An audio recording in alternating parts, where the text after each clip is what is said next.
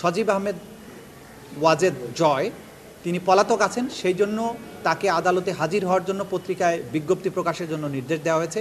আগামী 17ই ডিসেম্বর পত্রিকা বিজ্ঞপ্তি অন্তে এটাকে আবার রিপোর্ট আকারে দাখিল করার জন্য ট্রাইব্যুনালে দাখিল করার জন্য নির্দেশ দেওয়া হয়েছে।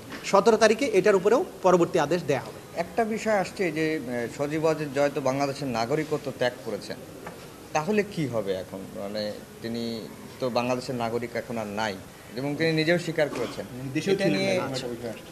দেখুন, আমাদের আইনটা ইন্টারন্যাশনাল ক্রাইমস ট্রাইব্যুনাল অ্যাক্ট 1973-তে শুরুতে খুব স্পষ্ট করে বলা আছে যে তার ন্যাশনালিটি যাই হোক, যে সে দেশেরই নাগরিক হোক, বাংলাদেশের অভ্যন্তরে বা বাইরে বাংলাদেশের সাথে রিলেটেড কোনো ক্রাইমস অ্যাগেন্স্ট হিউম্যানিটির সাথে সম্পৃক্ত থাকলে তার বিচার করা যাবে।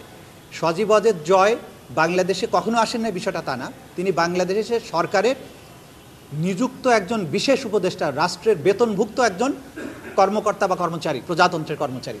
তিনি সাজাপ্রাপ্ত আসামি শেখ হাসিনার পুত্র, তিনি আওয়ামী লীগের নেতা, বহুভাবে তিনি বাংলাদেশের সাথে সম্পৃক্ত এবং তিনি বিশেষ করে তার আইসিটি তিনি আইসিটির অ্যাডভাইজার ছিলেন এবং আইসিটি মন্ত্রণালয় বাংলাদেশের গণহত্যাকে আড়াল করার জন্য ইন্টারনেট বন্ধ করে সারা বাংলাদেশে গণহত্যাকে যেভাবে ফ্যাসিলিটেট করেছিল, গোটা দুনিয়ার কাছ থেকে এই গণহত্যার তথ্য লুকানোর চেষ্টা করেছিল, সেটার মাস্টার মাইন্ড কিন্তু সে সজীব ওয়াজেদ জয় এবং সেটা বাংলাদেশে থেকে এই পরিকল্পনার বাস্তবায়ন করেছেন জুনায়েদ আহমেদ পলক।